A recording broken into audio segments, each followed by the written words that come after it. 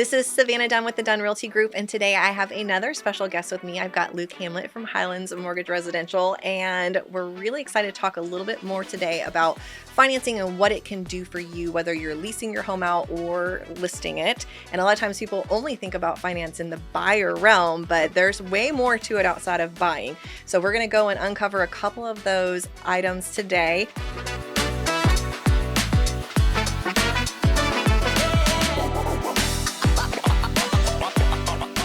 Thanks for being with me today, Luke. Happy to be here. I know it's part 2 of our 8-year ago podcast.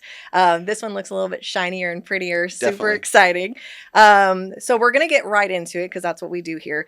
The first thing I want to bring up, because I think a lot of people have this question, is interest rates and life plans. So many people get hung up on rates. And there's a reason why they should. It does impact their payment. Of course. But does it always matter as much as it is? And right now, we've kind of seen rates kind of hang out for a while and not really see the buyers jump, but also overall time, rates aren't always the whole picture. So what are some of the questions you might ask some of your clients to figure out why maybe the rate is such a big deal and maybe help educate them a little bit into the other realm of just the big picture of life? Sure.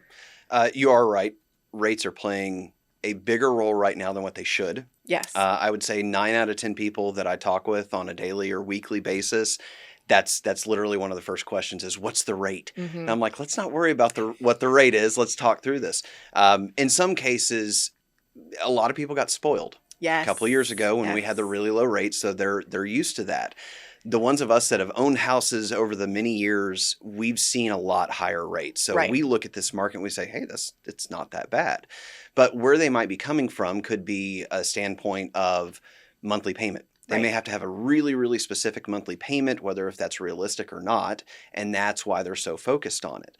What we try to do is break it down. And we say, why? Mm-hmm. Let's ask the hard questions. Yes. Why do we need this? Why are you okay with paying this much amount for an interest rate? This doesn't make sense. Mm-hmm. You know, in most cases, what we try to prevent people from doing is paying a lot of money for an interest rate that we know is going to improve, and we know they're going to have a refinance that's going to make sense in the short term. And pay money how? Because they're buying it down. They're buying it down. Okay. There's a lot of different terms for it. In most cases, you hear it just called buying the interest rate down, right? Paying points or paying discount points. All of those mean the same thing. Got it. Okay. And so what we want to do is make sure that they're not wasting their money. Yep. Because if a refinance makes sense in 1.5 to 2 years, but the math on how much they spent to lower the rate's going to take them 5 to 7, you're losing money. It doesn't make sense. So those are the hard conversations that we try to get people to understand the why behind it. And let's kind of change your mindset just a little bit to where it's more financially savvy. And there's so much more that goes into your payment than just your rate. You've got your interest, or that's your rate. You got your insurance. Yep. You've got your property taxes, which most people don't really realize what taxes. They get so scared and fearful and just confused about property taxes. It's public record. You can go look up everybody's tax rate if you want to. You can. And the taxes fluctuate whether you get exemptions or not exemptions. And so a lot of times that may have a bigger push on a payment than the rate does. Absolutely, it does. It does. That's why we tell everyone, when you find a house you like, send us the address. Yes. Because we're going to go into the counties, we're going to look it up, because at the end of the day, you may be able to qualify for a home, but that's a different conversation versus, are you comfortable with this payment? Right. And in some cases nowadays, we see a lot of MUD taxes. We see a lot of PID taxes, depending on where you're looking. And so if we can get ahead of that curve and say, this is outside your comfort zone before you fall in love with the house, that's one of our main goals. And MUD and PID are additional special taxes. They are. See usually in rural areas, but sometimes into the city, depending. And those are to help with the ecosystem of building a new neighborhood, essentially. Right. So a MUD tax infrastructure is municipal utility district. So in most cases, the water's being trucked in, typically from Tarrant County Water District. Okay. And it's all over the Metroplex. PID, we're seeing a lot with all the new home construction, even though they're slowing down just a little bit. Yeah. But the new construction, it's the infrastructure. Yep. And they're passing on those costs to the consumer. And it's another thing that we've got to look out for. It's funny because sometimes we get buyers that get really confused. They're like, well, there's two neighborhoods and the price points are so different, but it's almost the same house. And it's like, well, one is passing off the tax to the homeowner directly through the home purchase in the price. And the other one's getting the tax that will get assessed later so they don't have to charge as much for the house, but you're going to pay for it in the long run. And some of the new homeowners go ahead and pay off that PID tax up front. Some of them pay it monthly. And then when they sell it to you, you take it over. You may or may not have it. So yeah, it's just another. There's so many facets to what it looks like. So it's not the thought is don't get hung up on just rate. Knowing the trend of rates is helpful, but a lot of times people hear it in the news and the news isn't always timely. And so, yeah, someone might be reporting about how last week rates went below a certain number and this week they've already bounced back up. That's true. Over the last 24 not 24 months, over the last 18 months, when we see the market dip and it hits those really lows that we all hear about in the news, they're typically there for 1-2 days, maybe 4 if you're lucky. Right now it's to say the market is still volatile is an understatement, but we are still trending in the right direction. This year, I think right now the average interest rate's about 6.124 on a conventional. That's fair. And obviously, yes, you can go lower, and we have a lot of families that have lower interest rates. Where we're seeing it go over the next year, probably mid-5. Depending on where you look. One could hope. But what does that do to prices? They just go up. Exactly. So I mean, it's coming one way or the other. Exactly. Like everybody keeps waiting and waiting. And the only ones that are going to time the market to get a really good rate are the ones that got an offer that they're about to write and get executed. They're the only ones that can take advantage and lock that rate in.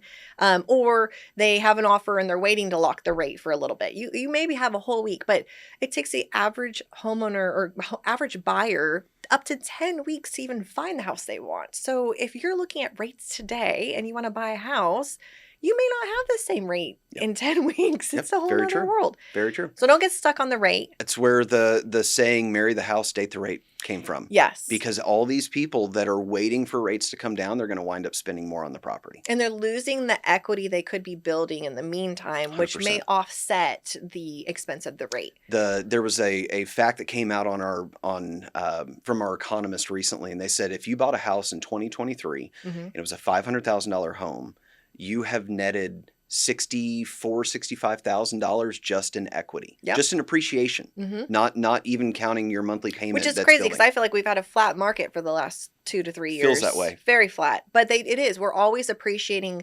The goal is 4% year over year, and we want to get as close to that trend line as we can. And so there should be some sort of increase. I don't think we've had a depreciation. I think we've had a correction where we were at 17, 18, 19% instead of 4, and so 10 feels really hard right now, but it's still 10%.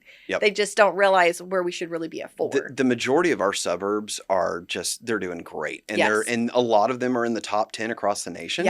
Dallas County did see a little bit of a correction. That's fair. But it was They tiny. went so high, though. They just went so high.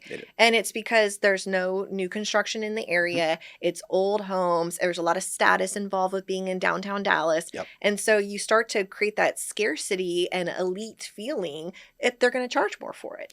And if you want something a little more affordable and brand new, you can go 40 minutes north and be looking great in a beautiful little house with all new appliances for half the price. McKinney used to feel like Oklahoma. Now it's part of the metro.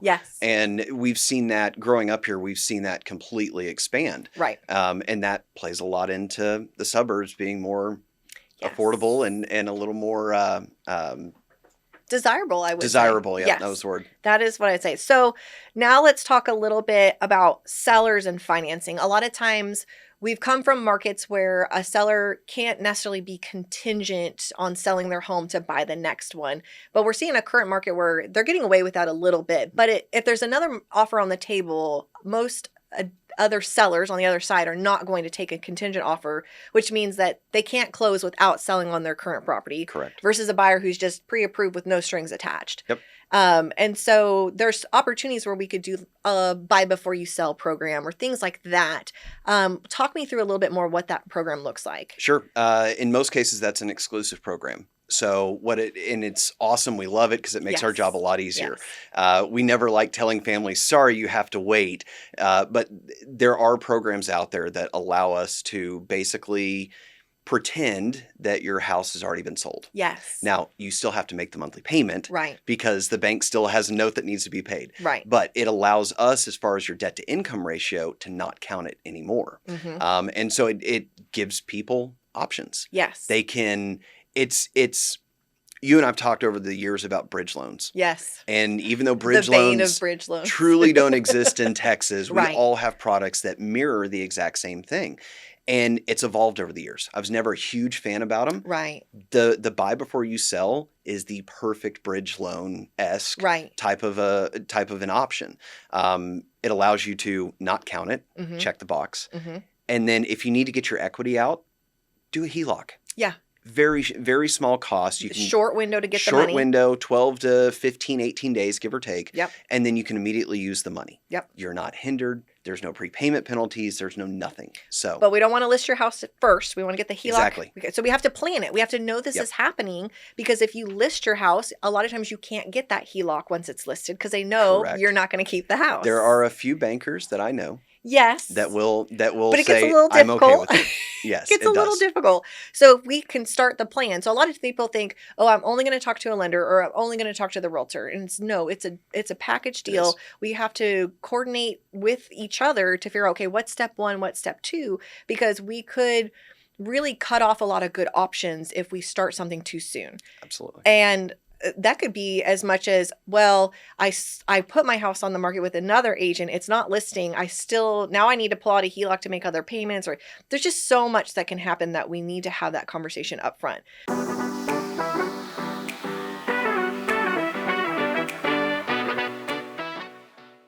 When life hits hard, late payments, medical bills, job loss, or even the need to move quickly, many homeowners feel trapped. The fastest way out seems to be selling to a cash investor, but that means giving your home away for pennies on the dollar. You don't have to do that. Nearly half of homeowners today are equity rich, and that value belongs to you. With our One Move program, you can unlock that equity immediately, get cash in hand now, and still share in the upside when your home resells.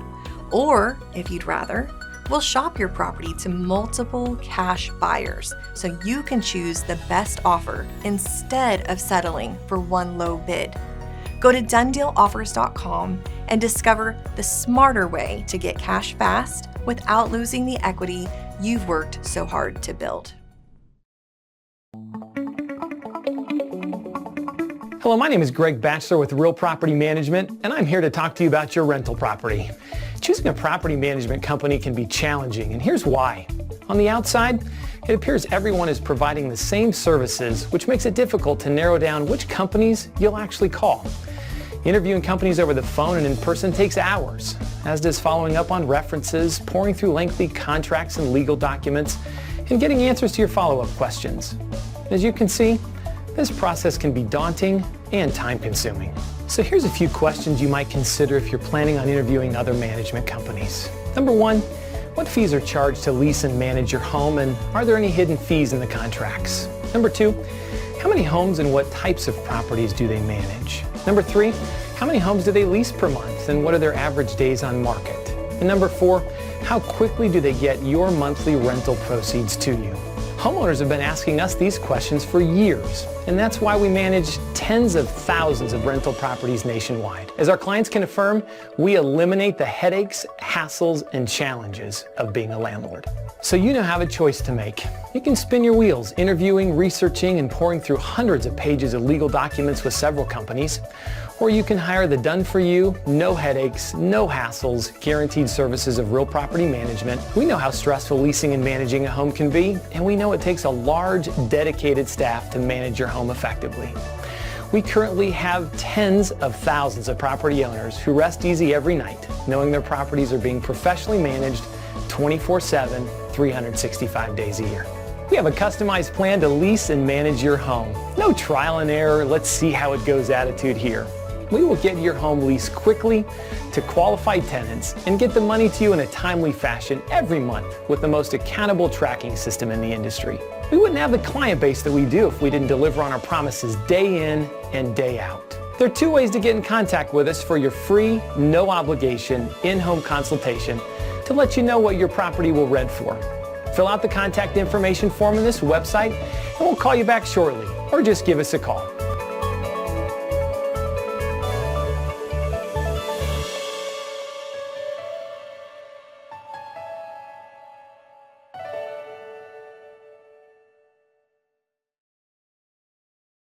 So buy before you sell is one option. Is there credit score requirements for buy before you sell, or is it just income to payable payments? Like, what are some of the main requirements to be eligible for a buy before you sell? So really, it's got to be your primary residence. Okay. That is first and foremost, got to be your primary. Got it. The one that you're buying. The one that you're buying and selling. Okay, so yes. you're transitioning your primary from one location to another. Exactly. They're not going to let you use the money to go buy an investment property with Correct. it. Okay. This is, well, you can go buy an investment property. Okay. But the home that you're selling must be your primary. Must be your primary. Got it. Absolutely. It cannot be a second home. It cannot be an investment property. Got it. The requirement is making sure that there's enough equity in the home. Is there a certain percentage they're looking for? I've asked that question, and honestly, it's property specific. Okay.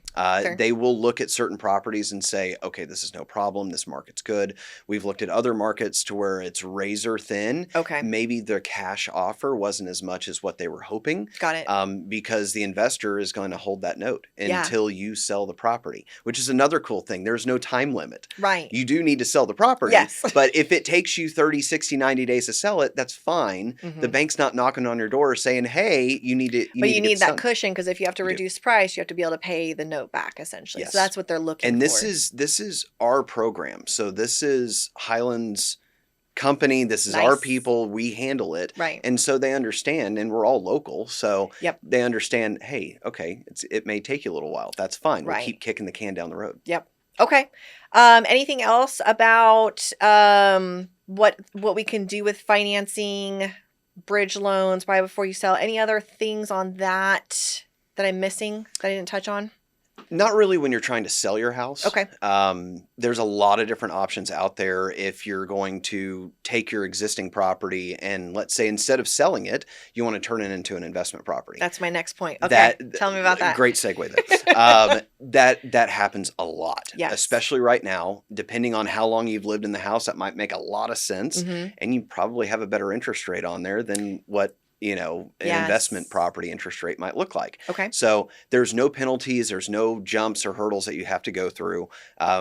You do need to check with your city. Some cities require you to register if you're a landlord now. And HOAs. And HOAs. Make sure there's not a cap in the neighborhood. Especially or anything condos and everything else. Yes. Absolutely. With doing that type of transition, from a lender's perspective, we need to account for it. Okay. And so either you're qualifying with it already in your debt to income ratio, or we might have a little bit of a problem. Okay. And we need to see how can we offset it.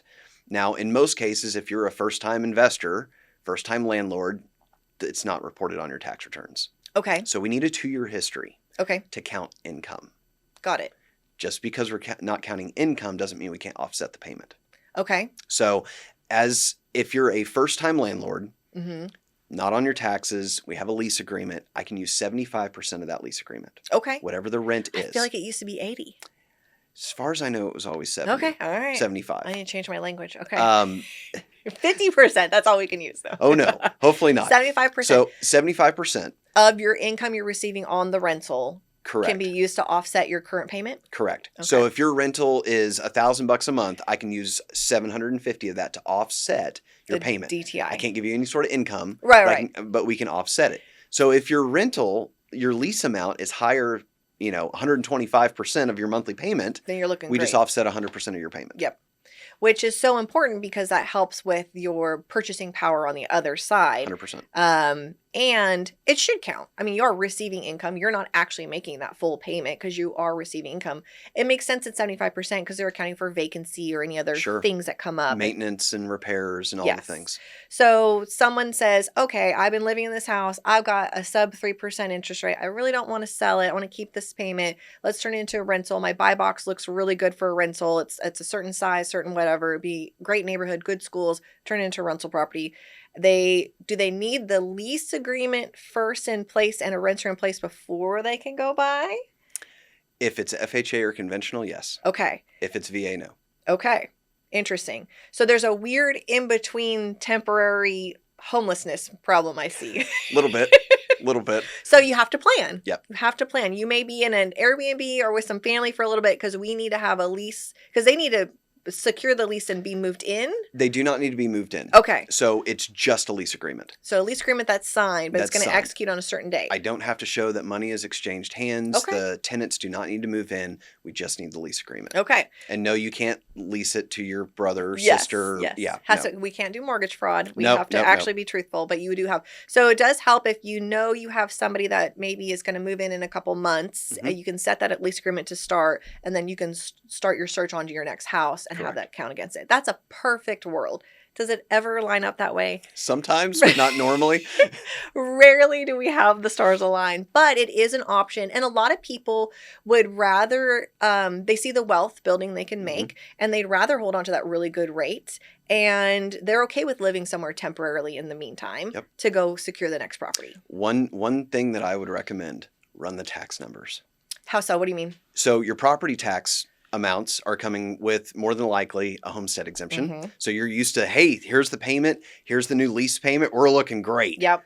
Your property taxes are about to go up. Yes. Because that homestead exemption's going out the window. Yep. Now there is no cap in place. Yep. You've got to watch what the county is assessing your property for. You've got to protest it. But I always recommend, hold on, let's go to the unexempt status so that we can really look at how much are you really going to net. Get the true payment you need to be netting. No, and that makes complete sense.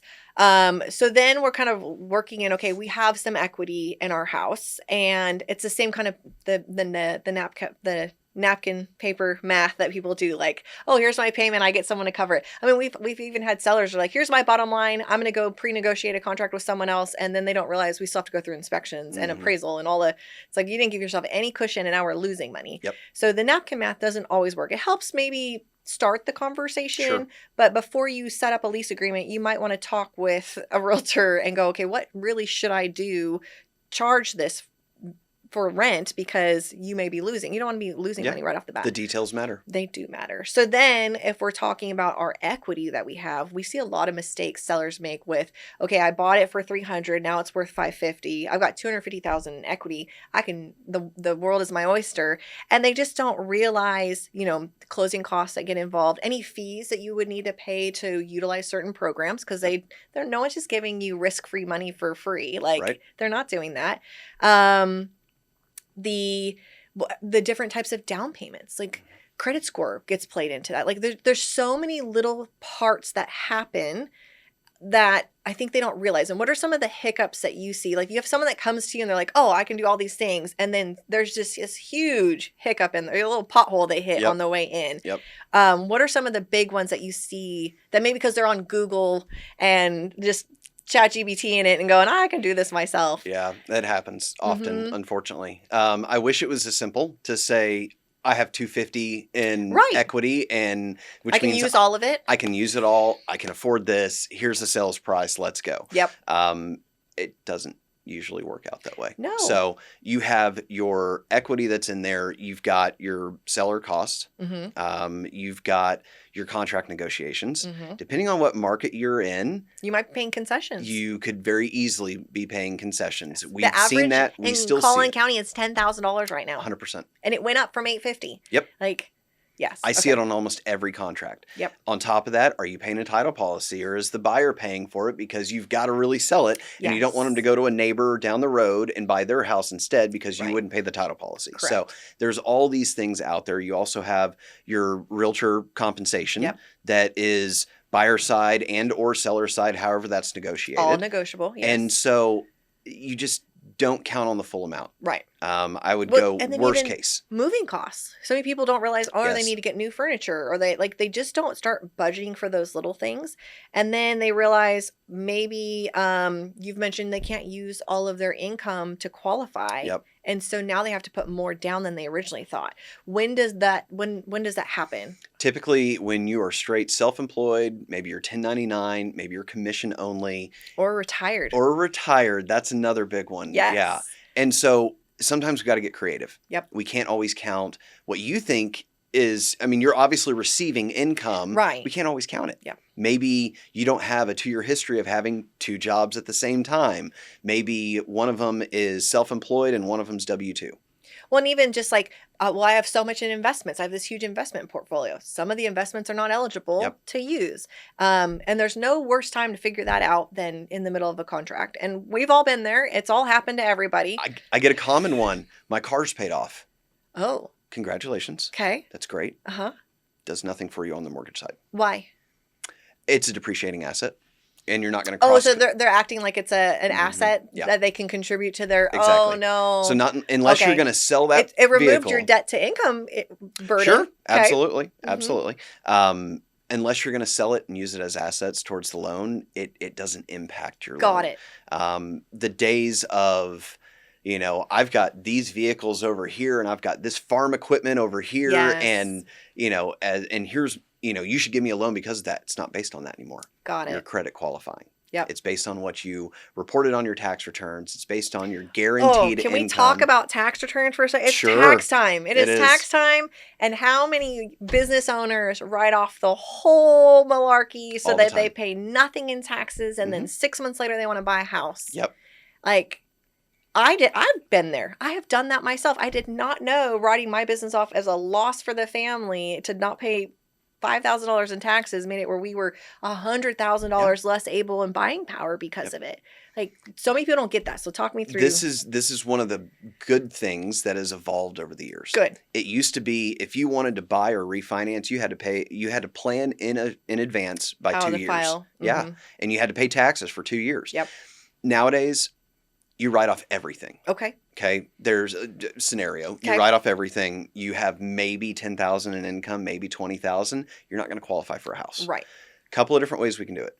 Look at your bank statements. Yep. And we can pull your deposits out of either your personal or your business bank statements. But you have to actually be making deposits to Absolutely. you, because we know there's some Absolutely. people that just never pull their deposits. If you're not diligent on where you make your deposits, that can also hurt you. Yes. I had a family one time. They made deposits into the business account. They made deposits into the family account.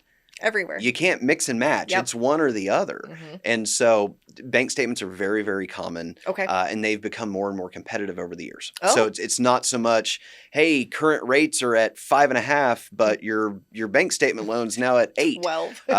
It's gotten so closer. It's becoming more common. It I is, think. Yes. absolutely. Okay. Another one is 1099 loans. Okay. So instead of looking at your bank statements, we look at your 1099. Okay. Is it like a percentage of your 1099 they consider as income, or the whole thing? It's not usually the whole thing because they do account for overhead. Got it. Okay. And so in most cases, it's anywhere from, call it 75 to 90% of what you made Got it. equated But into still your a good income. amount. Yeah. Absolutely. It's better than nothing. Yes. It's It's better than negative. Exactly. Now, if you're ever looking at a bank statement or a 1099 loan, we call these in the industry non-QM. Yes. Non-QM just stands for non-qualified mortgage. It Yep. means it's not a Fannie Mae 30-year fixed note.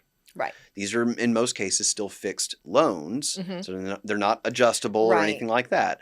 But be prepared for 20 to 30% down, typically. It's going to depend on the investor. It's going to depend on your So debt no to income ratio. 3.5%, No no 3.5. 5s, no Nope. 10s. Nope.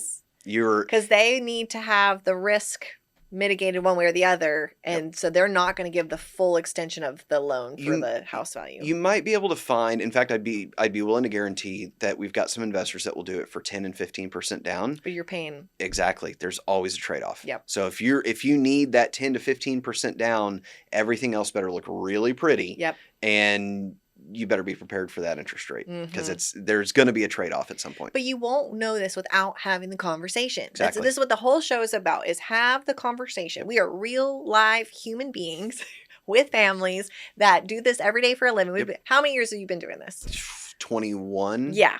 Yeah, I'm going now. I feel like a baby. I'm going into year 9. I'm like, oh, 9. But like we've been working together almost my entire 9 years. Mhm. Like we have been Yep. like always collaborating and working. I've learned so much from you. I know that if I send a client your way, we're going to close. Mhm. And if we're not going to close because some hiccup happens, I know way ahead in advance so Yep. we can mitigate it and figure our way out of the problem before getting the closing. I can't tell you how many other lenders I get forced to work with when we're on the listing side that tell us the day of closing that it's not going to work, or we're going to need another day, or Yep. you got to jump through all these hoops and sign all these forms before a certain time. It is mind-boggling that that still even exists. Mhm. So that's what I love working with you is you're so in line with our culture, with how we work with our clients. And I really appreciate you. I so appreciate your time here today. I think we've learned a lot. That's just like the tip of the iceberg. Yeah, barely scratching the surface. Barely. We tried to keep it as fundamental as we could today, but we went a little high level in some things. If you have questions about how to, leverage your investment properties or sell your house or whatever you're looking for, have the conversation with us. We'll put your contact information in the show notes so they can connect with you. But I'm really glad you got to come sit down with us. We'll probably have you back in the future. And thank you again for I your look time. forward to it. Love it. Thanks, Luke. Of course.